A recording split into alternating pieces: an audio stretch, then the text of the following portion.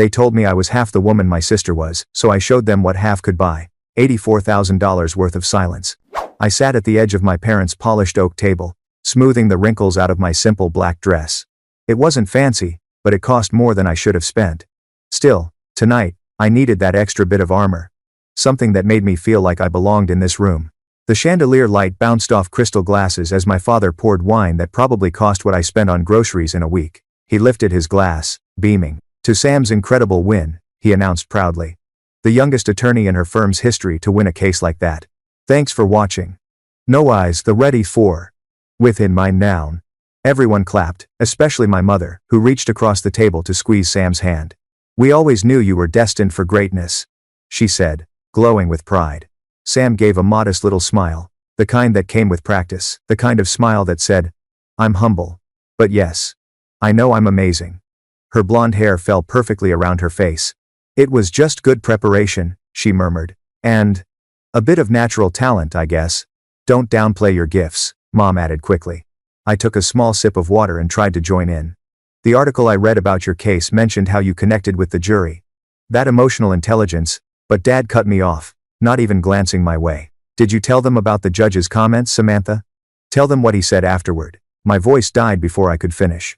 It always happened like this familiar ritual where Sam shone like a diamond, and I faded quietly into the wallpaper. I focused on my breathing, on the cool weight of the fork in my hand. Anything to stay grounded as the conversation flowed right past me. Finally, after 20 minutes, Mom looked at me. "Kylie, pass the potatoes." I handed them over, feeling stupidly grateful for being spoken to. Then I tried again, hoping this time maybe they'd listen. "My department's rolling out a new compliance system that I helped design. Did I mention Sam's firm is considering her for junior partner?" Mom interrupted, her voice rising with excitement. "At 32. Can you imagine?" My throat tightened. I was 29, only 3 years younger than my brilliant sister, but somehow in their eyes, I was always decades behind. Then Mom turned that look on me, the one that always came before a helpful suggestion. "You know, Kylie, if you'd finished that MBA instead of stopping at your bachelor's, you might be further along by now." The MBA I postponed when they called me sobbing about their foreclosure notice. The degree that's still sitting in the someday folder while my savings drain month after month. "I'm doing fine," I said quietly. "I manage." Mom sighed and exchanged a look with Dad. "Fine isn't exceptional though, is it?" She set her fork down with surgical precision. "Honestly, Kylie, you're not even half the woman your sister is." The words hit like a punch to the gut. The room went silent. Even the antique clock on the mantel seemed to stop ticking. My heart hammered in my chest. My hands trembled around my water glass.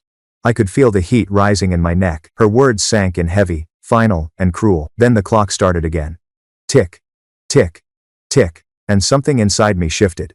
4 years of silence. 4 years of sacrifice. 4 years of being invisible. I looked straight at them.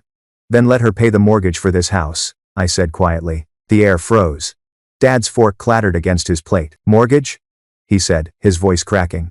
"What mortgage?" Sam's champagne glass stopped halfway to her lips. Mom's face went pale. "Kylie," she whispered. "This is hardly dinner conversation. Who wants dessert?" I made apple pie. "No." My voice was steady now, stronger than I expected. I pulled my phone from my purse, opened my banking app, and scrolled. My fingers trembled, but not from fear anymore. "What are you doing?" Dad demanded. "We refinanced years ago, February 15th, 2021. I said, showing them my screen. $2,500 to prevent foreclosure. "Just this once, that's what you said." Mom stood abruptly. "This is ridiculous. I'm getting dessert." "March. April. May." I continued, scrolling through the records. "Every month for 4 years. Between $1,200 and $2,400. Depending on what crisis came up." Dad's expression hardened. "We've had some temporary setbacks in the business, you know that." "Temporary?" I looked up. 4 years isn't temporary. Then I turned to Sam, whose confusion was melting into something like horror. "Did you know that while you were buying your condo and getting promotions, I was keeping our parents from losing their house?" Sam shook her head slowly. "They told me they were helping you financially, that you were struggling." A bitter laugh escaped me. "Is that what they told you? A daughter supports her family," Mom said tearfully as she came back without the dessert. "That's how we raised you. Family comes first. Always. Family comes first," I repeated. "But I'm not really family, am I? I'm an ATM. The safety net." The invisible backup plan. The realization burned through me. All those years I'd tried to measure up. Tried to make myself smaller. And for what? So they could drain me dry while praising Sam for the life my sacrifices helped make possible. Sam's voice was quiet. How much, Kylie? Total. I met her eyes. $84,000. Dad choked on his wine. That's ridiculous. But his voice faltered. Because he knew. They all knew. My down payment for a home, my MBA, my future. The room went silent again, but this time, the silence wasn't heavy with shame, it was heavy with truth. And beneath the anger, something strange and new started to bloom. Freedom. That night, back in my apartment. Memories hit me like flashes of lightning. I was lying in bed, nearly asleep when my phone rang at 11:37 p.m. Mom's name lit up the screen. Kylie. Her voice was breaking, thick with tears. I didn't know who else to call. I sat up instantly. What's wrong? Is someone hurt? It's the house, she sobbed. We're going to lose the house. The next few minutes blurred together words like missed payments, foreclosure, 30 days, auction steps. I was already opening my laptop, logging into my bank account. The glow of the screen illuminated the total. I'd saved 3 years of overtime, skipped dinners, and brown bag lunches, my down payment fund. My chance at a condo in Denver. How much? I asked.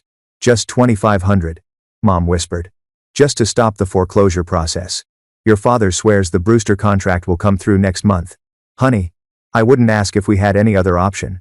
I hesitated for only a second. Then I clicked. Transfer. $2,500 gone in an instant. The numbers slid down like an elevator in free fall. Thank you, sweetheart. Mom said, her voice suddenly calm again. We raised such a good girl. Dad got on the phone too. Won't happen again, Kylie Bear. Just a tough month. I recognized that tone, the same one he used when canceled trips or broken promises were brushed off with a smile. I stared at the screen long after the call ended, a hollow ache in my stomach. Just this once. 3 weeks later, Mom called again. The bank made a mistake, she said. It's just $1,200 this time. I transferred it. A month later. Your father's client is late paying, but the business will bounce back soon. Another transfer. By the 6th month, I'd stopped waiting for explanations. I stopped expecting repayment. I set up an automatic transfer $1,500 directly to their mortgage company. It was easier than the phone calls. Easier than the guilt trips. Then one afternoon at work, my email pinged. Denver downtown condos pre-sale opportunity. Perfect location. Within my price range, just 10% down. I checked my savings. After 6 months of helping, I was right back where I started. The condo units sold out within 48 hours. That night, I deferred my MBA acceptance. Again, financial circumstances. I wrote on the form. The university said they'd hold my spot for 1 more year. I made a spreadsheet. Columns for dates, amounts, running totals. Another tab for opportunities lost: condo, education, wedding trip. 6 months became a year. A year became 2. During lunch breaks, I ate instant ramen in the office kitchen while my phone buzzed with Instagram notifications. Mom posting pictures from upscale restaurants. Anniversary dinner. Blessed. He watching getting the rest her friends. Dad's new golf clubs leaning against the wall behind them. Meanwhile, I texted my friends. Can't make it this weekend. Tight on cash. By summer's end they stopped asking. When I applied for a new credit card, I got denied. Insufficient credit history, the email said. The same day, Sam posted a photo of her condo closing. Homeowner at last. Number adulting. At Easter dinner, Mom said, your sister's always had such a good head on her shoulders. Financial independence is a sign of maturity. I nodded and swallowed both the irony and the instant mashed potatoes. At work, Jessica from accounting slid into the chair beside me. You okay? You've been brown bagging it for months, she said gently. Just saving. I lied automatically. She studied me for a long second. For what? Because you never seem to buy anything. Something in her tone cracked my shell. Over coffee, the story came spilling out. 4 years. $84,000. Jessica set down her mug with a soft thud. Kylie, she said. You can't set yourself on fire to keep other people warm. They're my parents, I whispered. And you're their daughter, she said firmly. Not their bank. Then she pulled a napkin toward her and uncapped her pen. Let's do the math. The ready. She calculated everything, not just the money, but the lost time, the missed investments, the delayed career moves. When she was done, my hands were shaking. They wouldn't understand, I said. Maybe not, Jessica replied. But do you understand what you're giving up? That night, I stared at my phone, thumb hovering over the automatic transfer. 4 years. $84,000. I wasn't ready to press cancel, but for the first time, I could imagine doing it. Just this once, I thought. I could skip 1 month, see if they noticed, see if they cared. The glow of my phone screen was the only light in my apartment that night. It was 5:48 a.m., and I still hadn't slept. For 4 years, I'd transferred between $1,200 and $2,400 every single month to my parents' money that should have built my future. $84,000. That was the down payment I could have used when Denver's real estate prices were still manageable. The MBA I'd deferred again and again. The retirement fund that could have been growing with compound interest. Instead, I'd spent it saving a house that wasn't mine for people who, just last night, told me I wasn't even half the woman my sister was. My thumb hovered over the button. Cancel recurring transfer? My stomach twisted. My heart pounded. Am I really going to do this? I hit confirm. A chill ran through me. My body felt like it was falling, like I jumped off a cliff without knowing what was below. But beneath the panic, something else stirred. Relief. Deep, pure relief. For the first time in 4 years, my next paycheck would be mine. The first call came before I finished my morning coffee. Dad. I let it go to voicemail. Kylie. His voice barked, tight and angry. What you did last night was inexcusable. We've supported you your entire life, and this is how you repay us? By abandoning your family when we need you most? Call me back immediately. Delete. By noon, Mom had left 4 messages, each one more tearful than the last. Delete. By 3 p.m., I blocked them both. At 5 p.m. my phone buzzed again. It was Sam. Sam. They say you're punishing them. What's going on? They won't stop calling me. Me. Ask them about the mortgage payments I've been making for 4 years. 3 dots appeared. Then disappeared. Then came back. Finally. Sam. I'm so sorry, I had no idea. At 6:14 that evening, the doorbell rang. Through the peephole, I saw my mother standing there, clutching a photo album to her chest. I pressed my forehead against the door. I couldn't open it. Kylie, honey. She called softly. I know you're in there. I brought pictures from when you were little. Remember your first ballet recital? When you fell and your father carried you off stage? I did remember. But what I remembered more was working 3 jobs in college while Sam's tuition was fully paid for. Postponing grad school to help with their temporary financial setback. Sacrificing everything for people who didn't even see me. I didn't open the door. By the next morning, the family campaign had begun. My aunt in Phoenix called, worried about my poor parents. Then an uncle from Michigan emailed to remind me that family responsibility is sacred. Cousins I hadn't spoken to in years suddenly wanted to check on me. This nutty question. It was like watching a coordinated military operation, the Guilt Brigade. When I told Jessica over coffee, she just nodded knowingly. They're good, she said. They've got the flying monkeys out. The what? The Wizard of Oz. The witch never gets her hands dirty. She sends flying monkeys to do her bidding. Classic manipulation tactic when the direct guilt doesn't work. They send others to pressure you. I stared at her, half in disbelief, half in awe. You really know this stuff. I've lived it, she said simply. That was the moment I realized she wasn't just my coworker. She was the first person who really saw me. I made an appointment. I told her later that week. With who? A financial advisor. Jessica grinned. Good. That's step 1 toward freedom. The financial advisor's office smelled like leather and lemon polish. Martha, a woman in her 50s with sharp glasses and calm eyes, looked through my paperwork. $84,000 over 4 years, she repeated slowly. Then she set down her tablet. And they never disclosed this to your sister? No. And you had no legal obligation to pay their mortgage? No. Her expression softened, but her tone didn't. Then what you've experienced is financial exploitation. The word hit me like a slap. Exploitation. I had called it duty, love, family. But hearing someone say it out loud stripped away the illusion. Family exploitation is still exploitation, Kylie, she said firmly. You deserve better. For a long moment, I couldn't speak. Then I nodded. Let's build you a personal budget, Martha continued. One that prioritizes your future. We spent the next hour running projections, where I could be in 5 years if I stopped sending those payments. The numbers made me cry. Retirement savings that actually grew. A down payment fund that didn't drain away. A college fund for future children if I ever chose to have any. This, she said gently, is what financial health looks like. The next morning, I opened my first investment account with the $1,400 I would have sent to my parents. The simple act of clicking deposit felt like planting a flag in foreign territory. This money is mine. This future is mine. That afternoon, I re-enrolled in the graduate program I had deferred 7 times. Welcome back, Miss Anderson, the admissions counselor said warmly. We've held your spot. For the first time in years, I felt like I was walking towards something, not running from it. 3 weeks passed. The phone calls from extended family started to fade. Even Sam's texts grew softer, more careful. But my parents, they alternated between radio silence and new attempts to reach me. I knew this wasn't over, so I practiced what I'd say when it was. Jessica helped me write it down.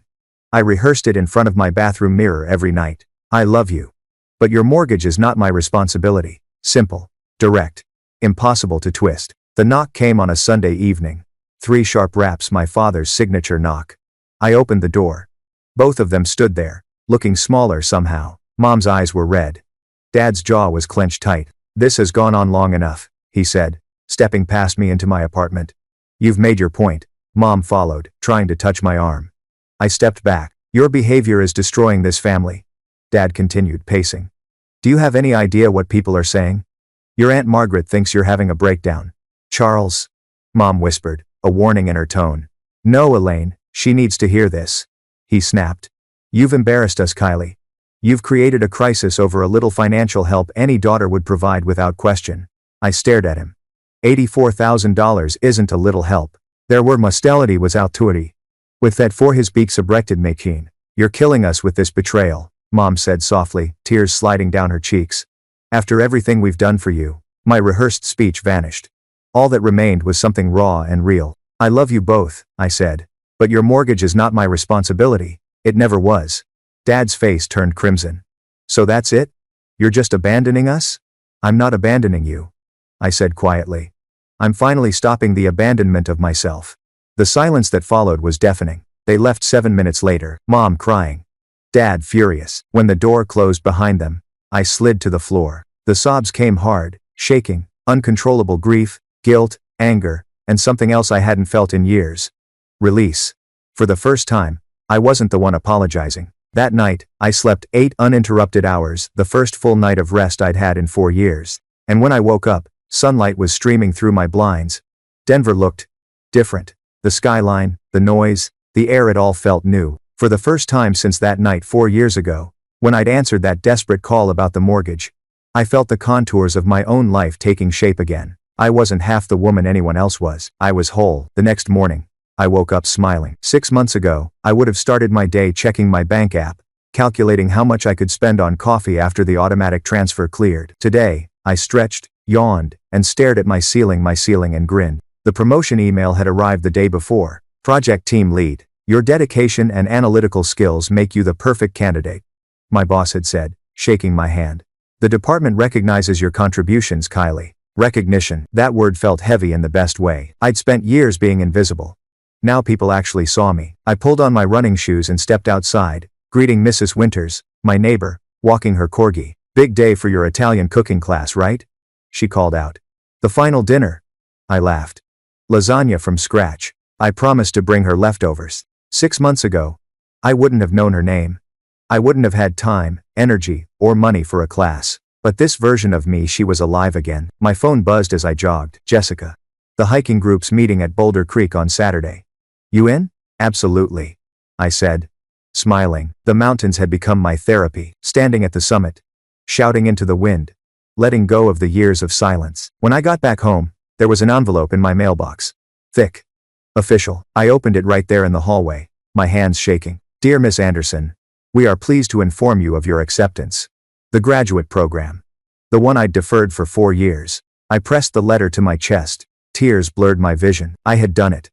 I was coming back to my life. But then, just when peace started to settle in, the phone rang again. My Aunt Gloria. "Kylie, your father asked me to call.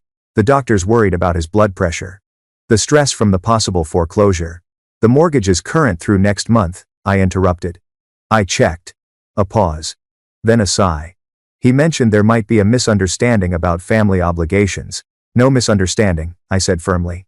"I love you, Aunt Gloria. Tell Dad I wish him well." And I hung up. That night, I scrolled through Facebook. Mom's latest post was pinned to the top of my feed. "Heartbroken when children abandon parents who sacrificed everything for them. Family should be forever." 17 comments. All sympathetic. None of them knew the truth. I closed the app, and turned instead to my email. A new message from Sam. "They're saying worrying things about money. Are they really facing foreclosure? I'm confused." I took a deep breath and typed back. "They have options. They're just unwilling to consider them. I'm happy to explain everything if you want to hear my side. I hit send. Then I got ready for work. Because today, I was leading the morning briefing on the new compliance system.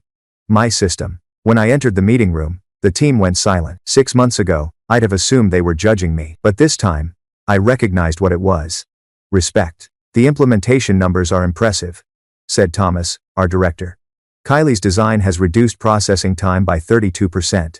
Real applause followed. Not polite claps. Real, genuine appreciation. And as I stood there, smiling, something clicked. This was what being seen felt like. That afternoon, my desk phone rang. An unfamiliar number flashed across the screen. Hello? Kylie Anderson? The voice on the other end was professional, smooth. This is Marissa Johnson from Parker Executive Search. I'm calling about a director position in Seattle. I blinked. I'm sorry, what? Your name came highly recommended, she continued. We were very impressed with your compliance system design. The position's with Westlake Financial Technologies. Would you be interested in discussing it further? My mouth went dry. Seattle, a whole new city, a 45% salary increase. Equity. I grabbed a notepad and jotted everything down. Yes, I said, my voice trembling.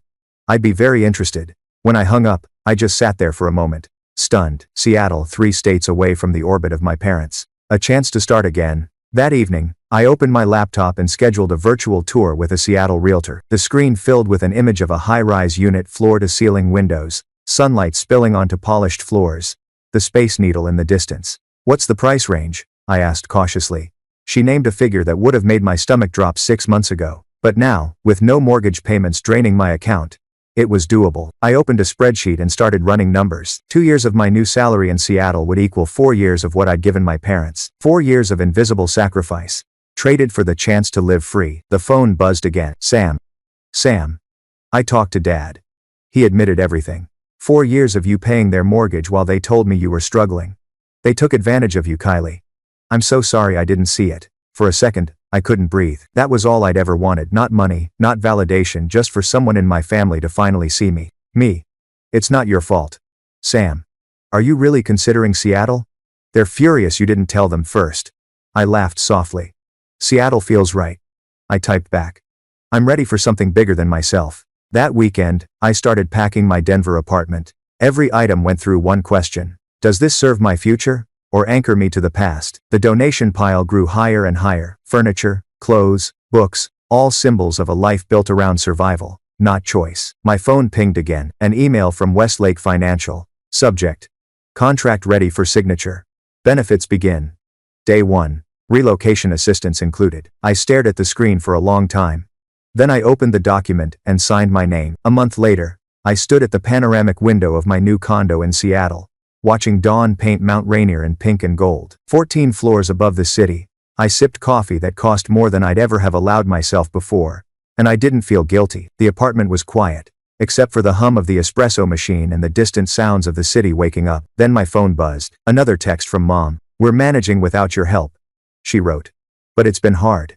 I didn't respond. The second buzz came right after, this time from Grace, my old neighbor in Denver. Thought you should see this. Sorry. There was an image attached. The photo loaded slowly, pixel by pixel, as if the phone was warning me. When the image finally appeared, I felt my chest tighten. It was my parents' house, and across the front lawn, a banner stretched wide over the porch railings. Congratulations, Sam, for saving the family home. My coffee cup slipped from my hand, shattering against the hardwood floor. Hot liquid splashed across my bare feet, but I barely noticed. 4 years. $84,000. And now, they were crediting her for saving the house. I sank to the floor, palms pressed against the cold wood. Rage flooded my veins, so sharp it made my vision blur. They hadn't just erased me, they'd rewritten history. When I could finally breathe again, I stood up and went straight to my laptop. Bank statements, transfer confirmations, text from Mom, just this once, we'll pay you back soon. I printed everything, page after page after page, until the printer whirred and clicked, spitting out the proof of their lies. Then I forwarded every document to my personal email and to a new backup account I'd created just for this. Digital receipts of betrayal. The phone rang again. Sam's name flashed on the screen. Have you seen it? She asked before I could speak. The banner? Yes. Kylie, I swear I had nothing to do with it. They told everyone at church that I've been making their mortgage payments since you abandoned them. I laughed, a short, bitter sound. Of course they did. There's more, Sam said softly. They're hosting a family appreciation dinner next weekend, to honor my sacrifice. I stared at the wall. They're throwing you a party? Yes. They sent out invitations this afternoon. As soon as I hung up, my email pinged again. It was there, a cream-colored digital invitation with flowing script. Join us in celebrating Samantha's selfless dedication to family values. My voicemail buzzed right after. Mom's voice. Kylie, honey, we hope you can set aside our differences to celebrate your sister. Family should support each other in times of recognition. Family should support each other. The irony almost made me laugh. I traced my finger over the date on the invitation. Next Saturday. I could have ignored it. I could have stayed quiet, again. But something inside me said, no more. I called Jessica. They're crediting Sam for paying the mortgage, I said. They're hosting a party about it. She was silent for a moment. Then, what are you going to do? I stared at my laptop. Tell the truth. Saturday evening, I stood on their front porch for the first time in nearly a year. Inside, laughter and classical music floated through the open windows, my father's signature playlist, always curated for maximum impressiveness. I was wearing a tailored charcoal suit that fit like armor. The folder under my arm was thick with printed records. Inside my laptop bag was a flash drive labeled, Truth. Sam opened the door before I could knock. You came, she whispered, her eyes wide. Did you think I wouldn't? I asked. She stepped aside, revealing the transformed living room flowers they couldn't afford. Catering from the most expensive restaurant downtown, a projector showing a slideshow titled, The Anderson Family Legacy of Support. My mother spotted me first. Her champagne glass froze mid-air. Kylie, what a surprise, she said. That bright, brittle tone she used for uncomfortable social moments. We weren't sure if you'd make it, what with your busy new life. That is last their fame. There save not everyone and everyone silence. Dad turned, his fake smile slipping when he saw my expression. Pumpkin, he said cautiously. Come in. We're just about to toast your sister's incredible generosity. The room fell quiet as I walked toward the projector. Aunts, uncles, cousins, church friends, all watching. I set my folder down on a side table. May I add something to the presentation? I asked evenly. Dad hesitated, then nodded, still trying to maintain control. Of course, our younger daughter wants to honor her sister too. How wonderful. I plugged in my flash drive. The slideshow on the projector blinked, then shifted. A new title appeared. 48 months. $84,000. Kylie. Hey said then no weed. What's this? Mom asked sharply. The truth, I said. The first slide showed my spreadsheet rows of dates, amounts, and partial account numbers. Payment descriptions, mortgage transfer, property tax, insurance premium. I don't think this is appropriate dinner conversation, Mom snapped, stepping forward. Neither is lying to your entire social circle, I replied calmly, clicking to the next slide. Text messages appeared on the screen magnified for everyone to read. Mom. Kylie. We're desperate. Just this once. Mom. Your father's business will recover soon. Help us through this month. Mom. Family comes first. Always. Murmurs spread across the room. Aunt Martha covered her mouth. Uncle Pete shifted uncomfortably in his seat. You're publicly humiliating us. Dad hissed, his face crimson. If the truth embarrasses you, I said evenly, that's not my fault. The next slide displayed Dad's business expense reports side by side with credit card statements showing golf club memberships, weekend getaways, and dinners that cost more than my monthly groceries. Stop this immediately, Mom cried. But I kept going. Slide after slide, 4 years of evidence, every lie exposed. When the last slide appeared, a photo of the banner with the words $84,000. The real story. Written across it, the room was silent. Dead silent. I looked around at them all. My down payment, I said quietly. My MBA. My future. Then, to my surprise, Aunt Judith, Dad's oldest sister, slowly stood. For a moment, I thought she'd defend them. Instead, she began to clap. Slow. Steady. Loud enough to echo. It's about time someone told the truth in this family, she said. A few cousins nodded.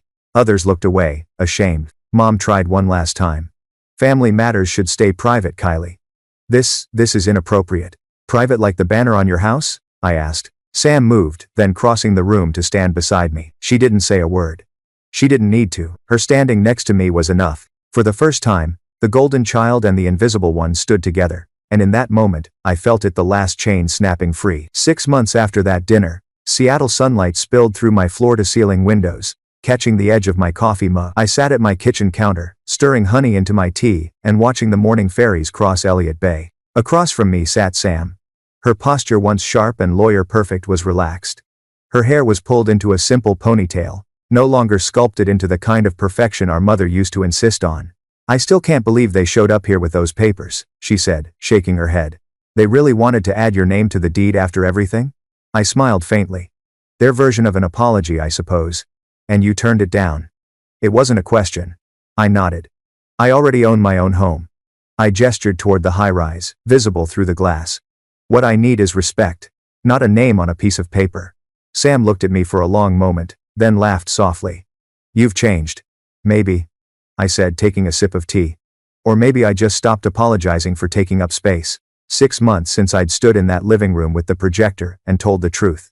6 months since I'd stopped financing someone else's comfort. 6 months of rebuilding, not the family that was, but something new, something honest. My phone buzzed beside my mug. An industry newsletter notification. Anderson team wins Innovation Award for Compliance Solution. My team. My leadership. Sam noticed my grin. Another win? I showed her the screen. Vice President sounds pretty good before my name, don't you think? She chuckled. Better than mortgage payer in secret. That made both of us laugh. The kind of laugh that felt light. Earned. Real. You're speaking at that finance conference next month, right? She asked. Yeah. Ethical leadership panel. I said with a smirk. Apparently, standing up to financial exploitation qualifies me as an expert. Good. Sam said, raising her cup of coffee. About time someone turned pain into purpose. That evening, I laced up my hiking boots. 3 friends waited by the door, Jessica, of course, plus Tina and Rachel. No guilt, no excuses, no calculations about gas or groceries, just 4 women heading toward Mount Rainier because the wildflowers were in bloom. As we drove, Tina nudged me from the passenger seat. So, Rachel asked about you again. I groaned. The architect? She's persistent, Jessica teased. You could do worse. And so in might Manson worked the router. I laughed, heat creeping up my neck, the good kind this time. Dating without financial anxiety felt like learning how to breathe again. For so long, romance had been something I couldn't afford emotionally or practically. But now, the idea didn't scare me. It felt possible. On Tuesday, I stood in front of 20 young women at the community center. It started as a small side project, a financial literacy workshop, but now the room was packed. Boundaries aren't selfish, I told them. The confidence in my voice surprising even me. They're the foundation of authentic relationships. A girl in the back raised her hand. But what if it's family? This grastry. The room went still. Especially then, I said. Because when you don't set boundaries with family, you end up losing yourself. And then what's left to give? Heads nodded around the room. And in that moment, I realized the version of me who once cried over a canceled transfer was gone. This version could teach others how to stop burning themselves for warmth. A few weeks later, Sam came to visit again. We cooked dinner in my kitchen, pasta sauce bubbling on the stove while Frank Sinatra crooned through the speakers. Mom would have hovered behind us, nitpicking our technique, correcting our every move. But tonight, there was only laughter. When Sam accidentally splashed wine across the countertop, she gasped. Remember when Mom used to measure the pasta portions? 2 ounces for you, 3 for Dad, 1 for me, I said, mimicking Mom's voice. Because actresses need to stay slim. Sam burst out laughing.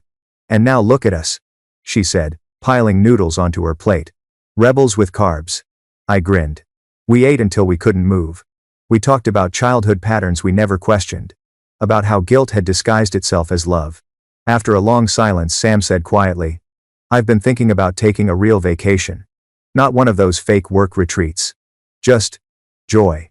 Where would you go? I asked. She smiled. Where would we go?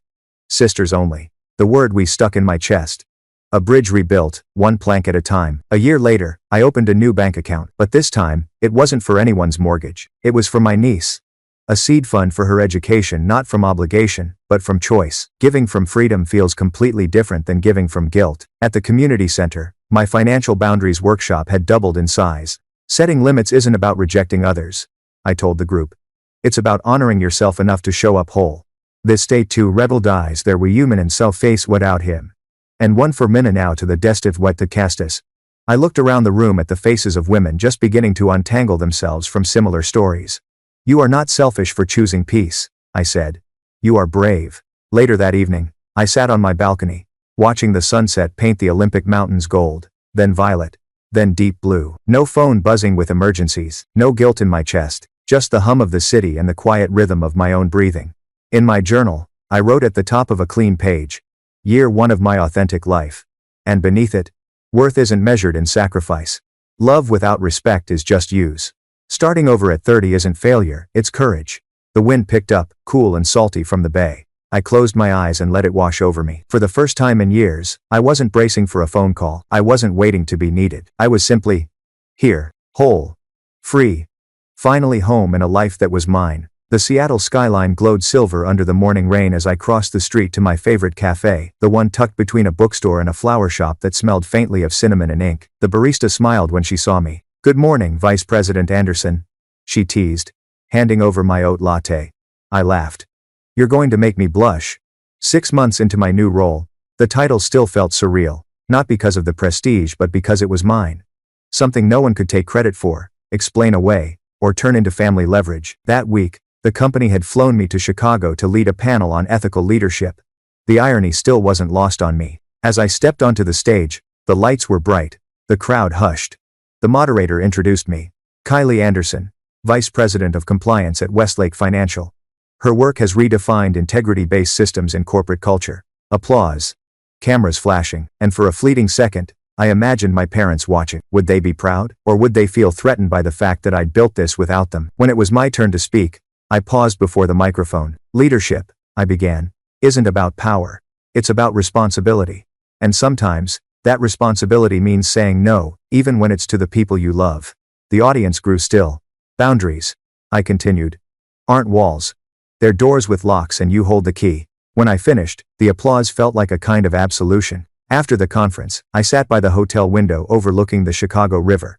My phone buzzed an email from Sam. Subject: "They showed up at my office." I froze. "Sam. Mom and Dad. They wanted to talk about you. About what happened." I told them to stop. That they needed to respect your boundaries. They left. But Mom cried the whole way out. My chest tightened, but I typed back quickly. "Me. Thank you for standing up for me. I know that wasn't easy. Sam. They're still trying to rewrite things, Kylie. Even now. Me. I know. But the truth has a way of outlasting denial." 3 days later, back in Seattle, a small envelope arrived in my mailbox. The handwriting was unmistakable. Mom's. No return address. Just my name. I almost threw it away. But something curiosity, maybe closure, made me open it. Inside was a single folded sheet. Her words, neat, but trembling. "Dear Kylie. I know you believe we wronged you. But parents make mistakes trying to protect their children. We didn't want you to feel burdened, which is why we didn't tell Sam. We only ever wanted the best for you. Love, Mom." I stared at the letter for a long time, then folded it back up. No apology, no acknowledgement, just another attempt to recast manipulation as love. I set the letter down, took a deep breath, and walked to the balcony. Rain fell softly, like the city was washing itself clean. That night, I had dinner with Jessica. She raised an eyebrow when I mentioned the letter. "Let me guess, guilt wrapped in nostalgia?" "Exactly," I said. "Every line reads like a justification." Jessica smiled wryly. "That's because people like that can't face themselves without rewriting the story. But here's the good news, you don't need them to change for you to heal." She was right. Healing wasn't about their apology, it was about my permission. The next day, I stood at a whiteboard in our new Westlake office, mapping out the next phase of the compliance system. Team members clustered around, some fresh out of grad school, others seasoned analysts. "This isn't just about policy," I told them.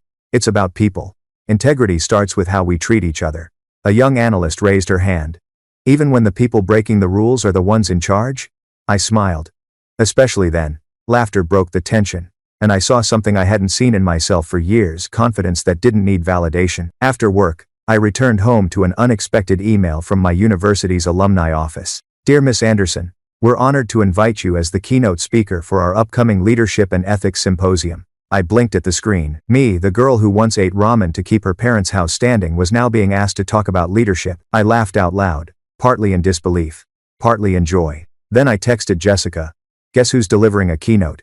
She replied with 3 fireworks emojis and, "Look at you, Miss Boundaries." Weeks turned into months. The rhythm of my life settled into something peaceful: work, friends, hiking on weekends, pasta nights with Sam. Every now and then, Mom would send a holiday card. Polite, formal, always signed by both of them, but written in her handwriting. I didn't respond. But I didn't block her either. Silence, I'd learned, can be its own kind of language. One Saturday, I visited a small bookstore downtown. I was browsing the self-help section when a woman beside me sighed heavily. "These books always make it sound so easy," she muttered. I smiled faintly. "Setting boundaries?" She nodded. My mom guilt trips me every time I try to say no. I just don't want to hurt her. I tilted my head. You're not hurting her by saying no. You're just stopping her from hurting you. She blinked at me, like no one had ever phrased it that way before. Thank you, she whispered. As she walked away, I realized something. I'd become the person I used to need. Months later, my keynote at the symposium drew a full crowd. Standing on that stage, I told my story. Not the polished version, the real one. I talked about love, guilt, and the quiet erosion of self-worth that comes when family becomes a synonym for control. And when I finished, the applause didn't feel like a performance. It felt like a collective exhale, as if hundreds of people recognized themselves in my story. Afterward, a young man approached me, his voice trembling. My dad's been doing the same thing, he said. Calling it helping the family. I thought I was being ungrateful for wanting to stop. I placed a hand on his shoulder. You're not ungrateful. You're brave. He nodded, tears in his eyes. And I realized this was my purpose now, turning pain into a map so others could find their way out. Back at home, as twilight settled over the city, I poured myself a glass of wine and opened my journal.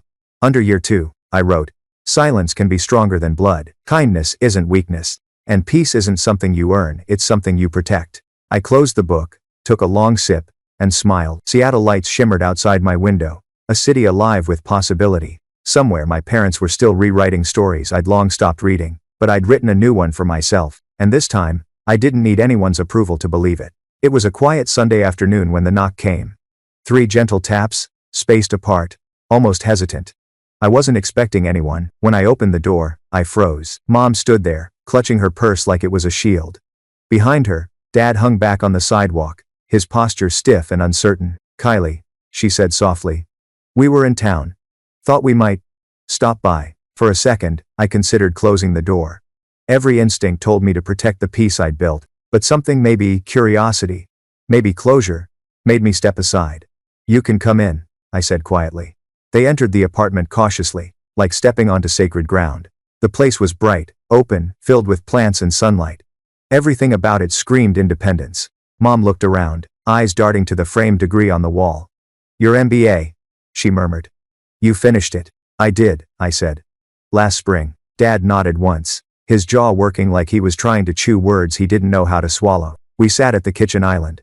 The silence stretched so long that I could hear the hum of the refrigerator. Finally, Mom spoke. You look happy. I am. I'm glad, she said. Then almost immediately, we miss you, you know. I sipped my tea. You miss what you used to control. Her head snapped up. That's not fair. Neither was what you did, I said softly. Dad exhaled, rubbing the bridge of his nose. Kylie, we made mistakes, okay? We were under pressure. You thought I'd never say no. I interrupted. He froze. The words hung between us, sharp and true. Mom's eyes filled with tears. You don't understand what it's like to watch everything you built start to crumble. We were desperate. You were doing well, and we saw me as a lifeline, I finished. Not a daughter, a resource. Her lips trembled. We didn't mean to hurt you. I know you didn't mean to, I said. But you did. For 4 years, you watched me sacrifice my dreams, and you never once asked how I was doing. Dad looked away. Mom wiped her cheeks. Silence again. But this time, it wasn't cold. It was honest. Finally, Dad spoke. We saw your conference speech. I raised an eyebrow. You did? He nodded slowly. Your sister sent us the link. We watched it twice. Mom's voice was small. You were good.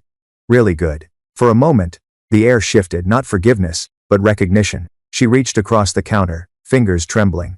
We're proud of you, Kylie. I looked down at her hand, then back into her eyes. I wish that had been enough before, I said. Before I had to lose everything to earn it. Her hand fell back to her lap. I'm sorry. This time, it wasn't a justification. It was small, fragile, real, and even though it didn't erase anything, it landed differently, like the first drop of rain after a drought. They didn't stay long. When they stood to leave, Mom hesitated at the door. Can we try again? I thought for a moment. Maybe. But it'll have to look different this time. She nodded. We'll follow your lead. That was new. After they left, I stood by the window, watching them walk down the street together, smaller somehow, more human. The anger that had once burned like fire in my chest had cooled into something else, not forgiveness exactly, but understanding. Some wounds stop bleeding long before they stop aching, but they ache less when you stop reopening them. That night, I called Sam. They showed up, I said. I figured they might, she replied. How'd it go? Better than I expected, I admitted. Worse than it could have. She laughed softly. That sounds like Mom and Dad. We talked for an hour about work, about her new case, about life. It felt normal. When we hung up, I realized I was smiling, not because everything was fixed, but because I was free enough not to need it to be. A few weeks later, I was invited to a radio interview about my speech at the symposium. The host introduced me as a voice for modern boundaries and ethical leadership. It still made me laugh how the same story that once made me feel small had become the thing people respected me for. When the host asked, what was the hardest part of learning to say no? I didn't hesitate. Realizing that love without respect isn't love at all, I said. It's compliance. He nodded, and the studio fell quiet. That's powerful. Yeah. I smiled. It took me $84,000 to learn it. Right is my no. It nodded just there. After the interview, I walked along the waterfront, the wind cool and salty. Seattle had become home in every way, Denver never was. Sometimes I'd think about the girl who once sat in her parents' dining room, too afraid to speak. The girl who thought, fine, was enough. I wanted to tell her it gets better. You'll have nights filled with laughter, mornings without dread, and a life that's yours. You'll stop apologizing for the space you take up. You'll stop mistaking loyalty for love. And one day, you'll realize you were never half of anyone. You were whole all along. That weekend, I met Jessica for dinner at a small Italian place near the market. She raised her glass. To freedom that doesn't need permission. I clinked mine against hers.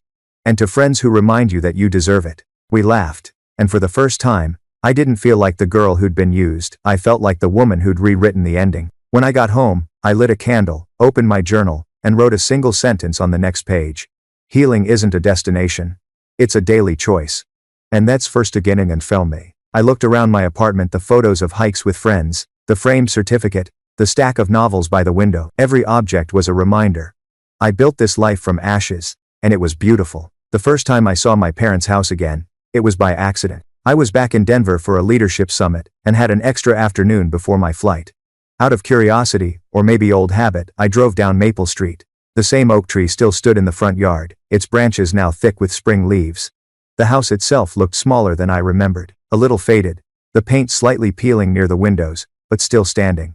The for sale sign out front made me stop the car. Someone had tied a bright red ribbon around the post, the kind realtors use when a deal is pending. After all these years, they were finally selling it. I didn't go in.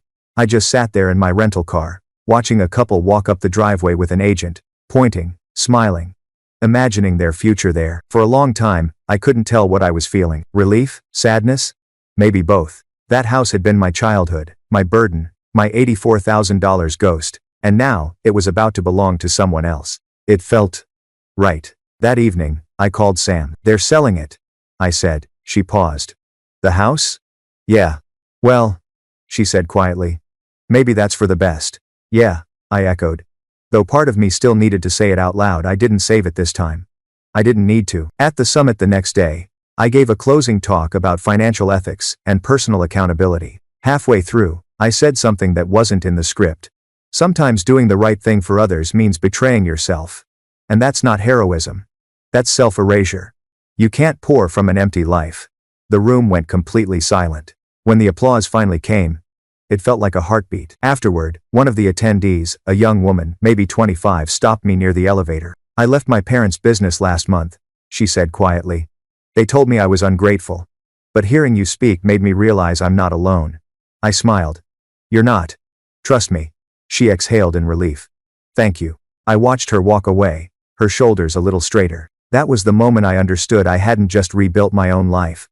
I'd created a map for others to escape their cages too. When I returned to Seattle, I found a small package waiting at my door. No return address. Inside was a single framed photograph, me and Sam, aged 6 and 9, sitting under that same oak tree, ice cream melting down our hands. Tucked behind the frame was a note in Mom's handwriting. The house will be gone soon. But we wanted you to have this. Love, Mom. That was it. No manipulation, no guilt. Just a gesture. For the first time in years, I smiled at one of her notes. Weeks passed. Summer arrived. My days filled with work meetings, hiking trips, and the occasional date that didn't end in emotional exhaustion. It felt like peace had finally become my normal. Until one morning, Sam called again. Her voice was shaky. They're moving, she said. To Arizona. Near Aunt Gloria. That's good, right? It is. But Dad had a mild stroke last week. My chest tightened. What? Why didn't anyone tell me? I think they didn't want to worry you, she said softly. Or maybe they were afraid you'd think they were trying to pull you back in. That night, I lay awake staring at the ceiling. Old instincts stirred the urge to fix, to rush, to rescue, but I didn't. Instead, I whispered to the quiet room, I hope he's okay, and I left it there, because love didn't have to mean losing myself anymore. A week later, an email arrived from my dad.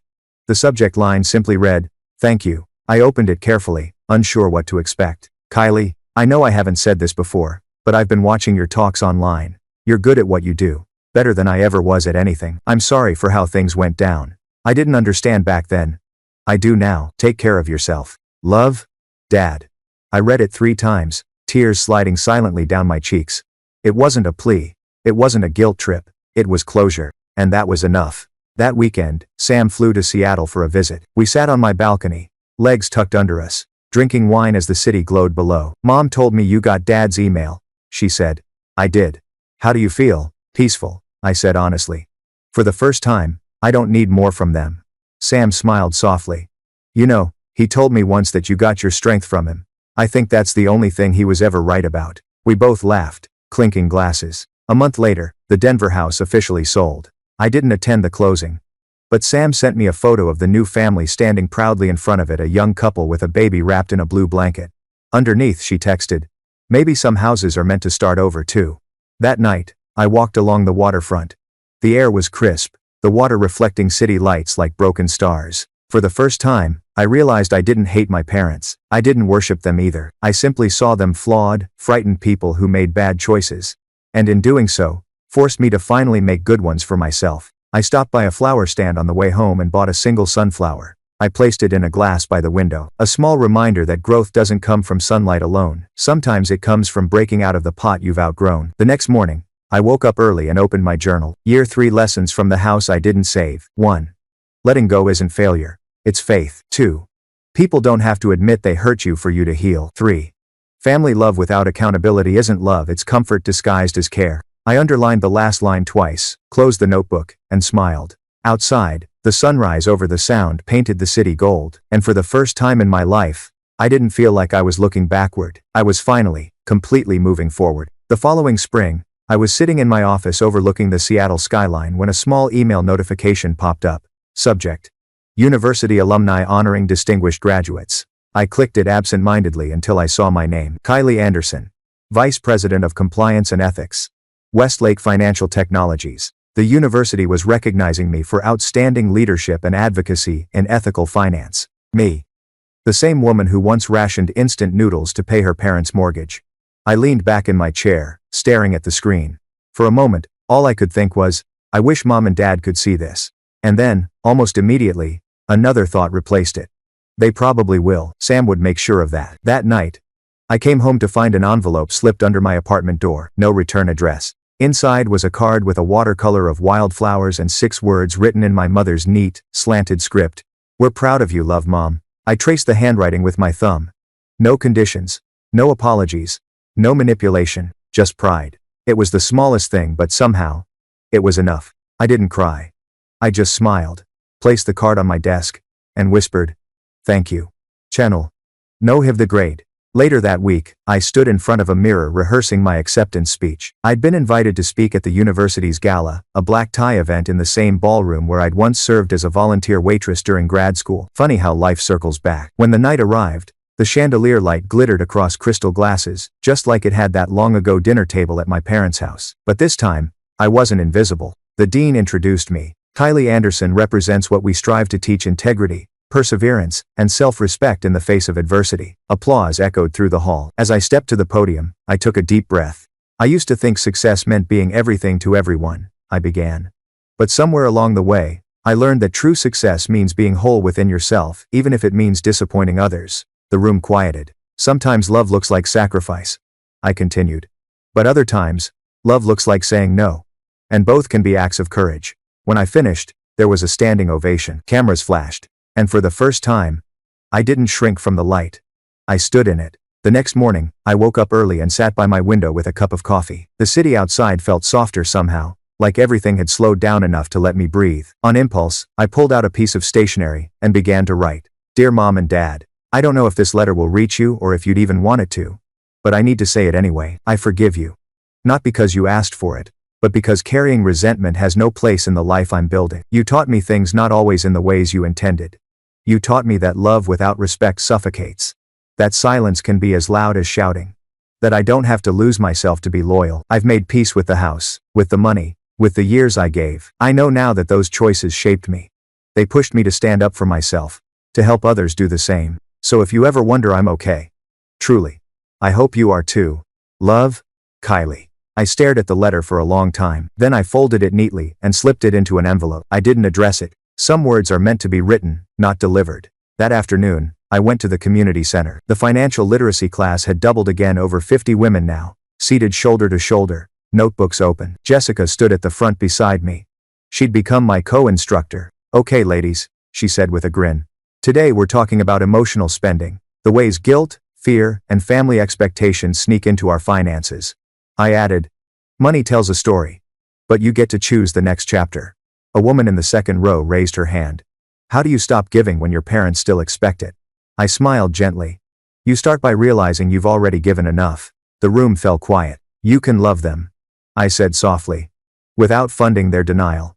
And you can help them by refusing to repeat the same mistakes. Dozens of heads nodded, and in that moment, I felt it again, that click, that sense of purpose that used to belong only to survival. Now, it belonged to meaning. A few weeks later, I hosted a dinner at my place, just a small one. Jessica brought wine, Sam flew in from Denver, and a few colleagues came too. The table was set with candles and mismatched plates, and the laughter was easy, unforced. At one point, Jessica raised a glass. To the woman who taught me that no is a complete sentence. Everyone laughed. To the woman, Sam added, who finally taught our family what respect looks like. I felt my eyes sting. Don't make me cry in my own kitchen, I warned. But inside, I was glowing. Later that night, when everyone had left and the apartment was quiet again, I found myself standing by the window, the city lights twinkling like tiny lanterns. I picked up my phone and opened the photo of the old house, the one Sam had sent months ago, with the new family smiling on the porch. I zoomed in, noticed a small detail I'd missed before. The oak tree in the background, branches trimmed, but still strong. Time doesn't erase roots. It just lets them grow in a new direction. I turned off the lights, crawled into bed, and whispered into the dark, thank you. Not to anyone in particular, just to life. For every loss that became a lesson. For every silence that turned into peace. For every boundary that led me back to myself. 2 years later, Seattle looked different, or maybe I did. The skyline wasn't just a backdrop anymore. It was home. The hum of ferries in the distance, the smell of roasted coffee drifting from the corner cafe, the rhythm of rain against the glass, it all felt like the heartbeat of a life I'd chosen. That morning, I walked into Westlake's executive floor, carrying two things. A steaming mug and a sealed folder labeled resignation. Not because I was running from something, but because I was finally ready for what came next. I'd built what I came here to build. I'd healed what I came here to heal. Now it was time to grow again. When I handed the letter to my boss, Thomas, he looked at me with a mix of pride and disbelief. You sure about this? He asked. You're at the top of your game, Kylie. I smiled. That's exactly why it's time. He leaned back, studying me. You're one of the best I've ever worked with. So, what are you going to do? Teach, I said. Full time. He laughed softly. Of course. Teaching people how to do what you've mastered. Not just finance, I said. Boundaries. Financial independence. Real empowerment. He nodded, reached across the desk, and shook my hand. Go change the world, Anderson. There's on sto promex to one hope and four. We have that Wadacon. That evening, I walked out of the building one last time. The glass doors reflected the city lights, and my own faint smile steady, grounded, unafraid. No tears. No regret. Just gratitude. 3 months later, I stood in front of a classroom at the University of Washington. My name printed neatly across the whiteboard. Professor Kylie Anderson. Ethics and Financial Empowerment. 30 students stared back at me. Some nervous, some eager. All looking for something they couldn't quite name. I took a deep breath. Before we talk about balance sheets or compliance systems, I began. Let's talk about the kind of wealth that doesn't fit on paper: integrity.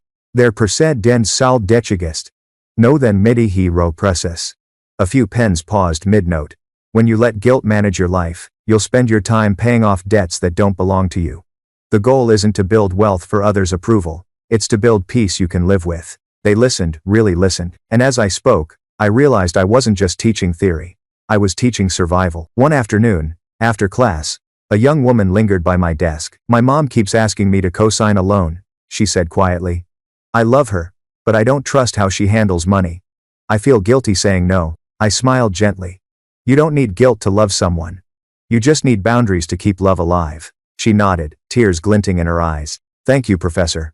As she walked out, I felt something I hadn't felt in years, not validation, but purpose. The kind that lasts. Later that year, I started a non-profit with Jessica, the Balance Project. Our mission was simple: helping women reclaim financial autonomy from family systems that taught them to self-sacrifice.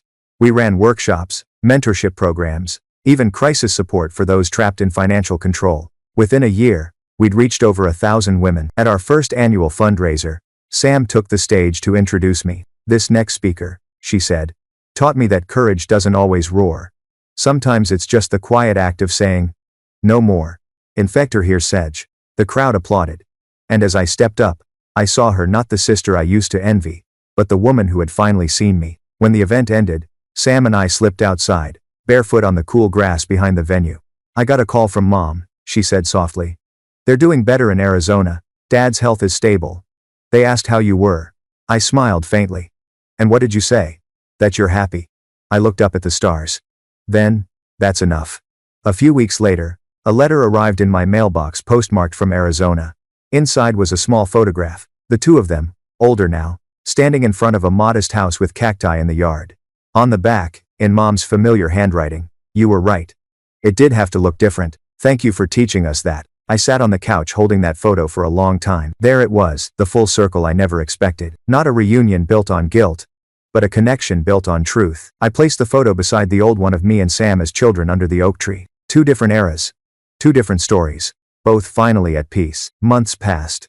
My teaching schedule filled with bright-eyed students and alumni invitations. Sometimes, during long walks by the waterfront, I'd think about that younger version of myself, the one who once believed love had to hurt to count. I wished I could whisper to her across time, "You were never half the woman anyone said you were. You were just waiting for a world that let you be whole." On the anniversary of the Balance Project's founding, Jessica surprised me with a framed quote for my office wall.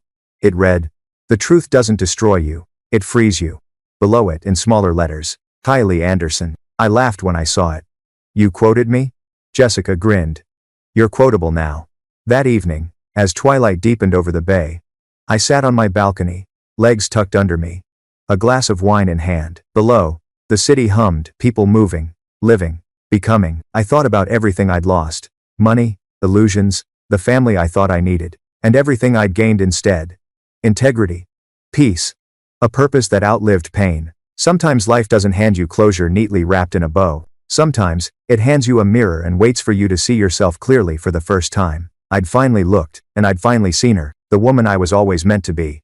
I closed my eyes, letting the wind move through my hair.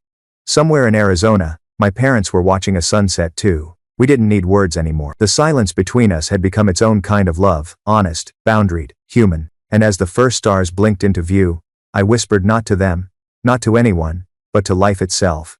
"Thank you for everything I thought would break me, because it built me instead.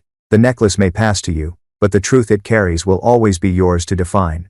Use it to build, not to bind." I stopped for a moment, smiling at the words. It wasn't a goodbye to the past, it was a conversation with the future. In the weeks that followed, life settled into a rhythm. Mornings began with fresh coffee and quiet walks by the lake.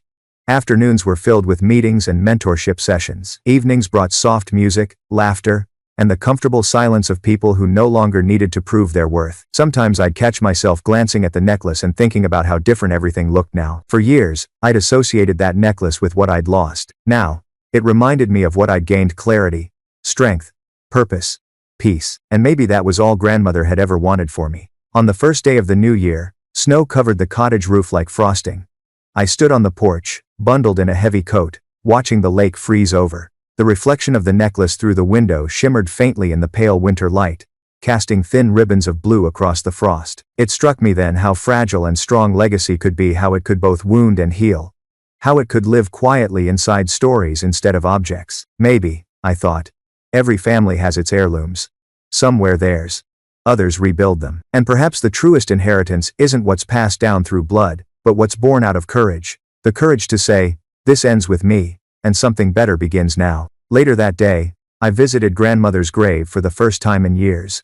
The headstone was simple. Elizabeth Mitchell, 1931, 2015.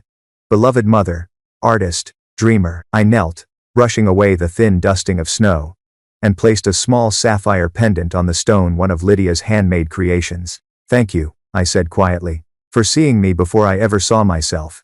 It's not things example tech. The wind stirred, soft but certain. For a second, I could almost swear I heard her voice again, that gentle, steady whisper. Carry it well, my girl. That night, I drove back to the cottage. The students would return soon for the spring program. Life would continue, new stories would be written, and the necklace would stay right where it belonged, not around my neck, but as part of something far greater. It would be the heart of a place that believed in second chances, in chosen families, and in rewriting what too successful to deserve could ever mean. Because if success had taught me anything, it was this. The point was never to deserve love. It was to give it freely until the story itself changed. As the last guest drifted away and the cottage fell quiet, I stood alone before the necklace one final time that night.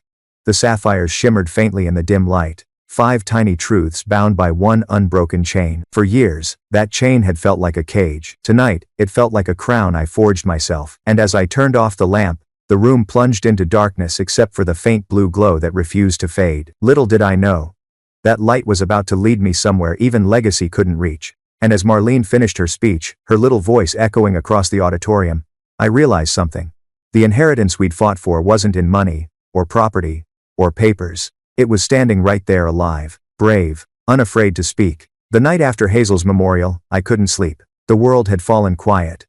The kind of silence that feels both heavy and holy. The ocean outside my window shimmered under the moonlight, endless, like the years we had spent searching for peace. I opened my notebook, the same one I'd used since the early days of the Trust Project. Its pages were worn, edges curled from time, every word carrying the weight of a life rebuilt from truth. I thought about everything Hazel and I had endured.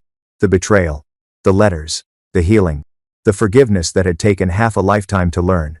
And as the waves whispered softly against the shore, I realized something simple. Something so quiet it almost hurt. We had done it. We had finally kept Grandma's promise. We had proven that integrity could outlive greed, that love could survive truth, and that peace, real peace, didn't come from having enough, but from being enough. I looked out the window, the horizon glowing faintly with the first hint of dawn, and I whispered, as if Hazel could still hear me. You were right, little sister. The money didn't matter. What we built did. This not a Klei's worrying, in not a first a gaze worrying. The first light touched the ocean, and I smiled, because even though she was gone, her laughter still lived in every story we told. Her lessons echoed in classrooms, in families learning to talk again, in strangers daring to be honest for the first time. That was the real inheritance, not a trust fund, but a trust rebuilt. And as the morning rose, I closed my notebook and said the words that felt like both an ending and a beginning. We kept our promise, Grandma. The world trusts again.